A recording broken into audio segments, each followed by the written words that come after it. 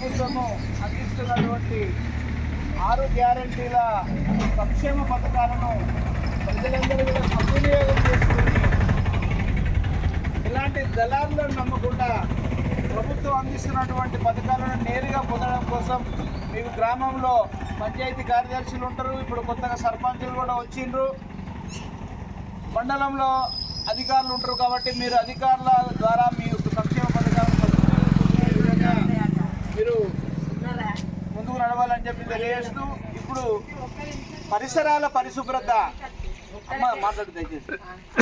మన చుట్టూ ఉన్నటువంటి పరిసరాలను మనం పరిశుభ్రంగా ఉంచుకోవాలి.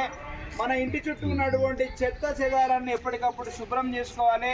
మన ఇంటి ముందు ఇంటి పక్కన ఉన్నటువంటి మురికి గుంటలలో, మురికి కాలువలలో కానీ మురికి నీరు నిల్వ ఉండకుండా చూసుకోవాలి. పాత టైర్లు, కొబ్బరి బొండాలలో కూడా నీటి నిల్వ లేకుండా చూసుకోవాలి. ఎందుకు అనంటే ఈ మురికి నీటిలో దోమలు, ఈగలు, దోమలు పొదిగి గుడ్లు పెట్టి అనేక భయంకరమైనటువంటి సూక్ష్మజీవులు, క్రిమి కీటకాలు, అదేవిధంగా ప్రాణాంతకమైనటువంటి దోమలు పెరిగి అభివృద్ధి అయ్యి మనల్ని వచ్చి కుట్టడం ద్వారా మనం అనేక రకాలైనటువంటి అనారోగ్యాల పాలయ్యి మనం చేసిన కష్టమంతా కూడా, మన శ్రమ ఫలితం అంతా కూడా తీసుకొని దవాఖాన పాలు చేసుకుంటున్నాం.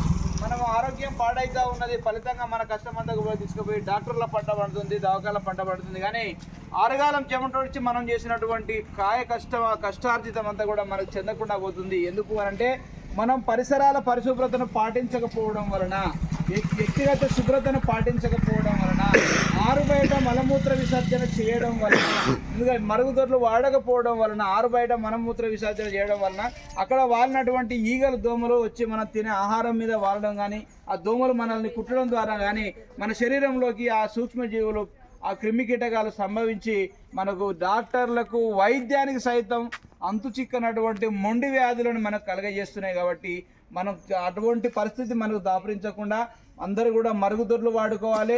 లేని వాళ్ళు ప్రభుత్వ సహాయంతో నిర్మించుకునే ప్రయత్నం చేయాలి. అదేవిధంగా మన పరిసరాలను పరిశుభ్రంగా ఉంచుకోవాలి. మురుగునీరు ఎక్కడ కూడా నిల్వ లేకుండా చూసుకోవాలి. మనం అప్పుడు అట్లా ఉండడం వల్ల మనం ఆరోగ్యంగా ఉంటాం, మన ఆరోగ్యం మెరుగుపడుతుంది. తద్వారా మనం హాస్పిటల్కి వెళ్ళాల్సినటువంటి అవసరం రాదు. హాస్పిటల్కి వెళ్లకుండా ఉండడం వలన మనం చేసినటువంటి శ్రమ ఫలితం, మనం చేసే కష్టార్జితం, పైసలు ఏవైతే ఉంటాయో, డబ్బులు, మనం కూలీకి రాలి వ్యవసాయం చేసినటువంటి డబ్బులు ఏవైతే ఉంటాయో అవి మన అభివృద్ధికి ఉపయోగపడుతుంది, మన సుఖవంతమైన జీవన ప్రమాణాన్ని మెరుగుపరుస్తుంది అని చెప్పి తెలియజేస్తూ, ఇప్పుడు పరిశుభ్రత పైన ఇప్పుడు మా చెల్లెనోట ఒక పాట.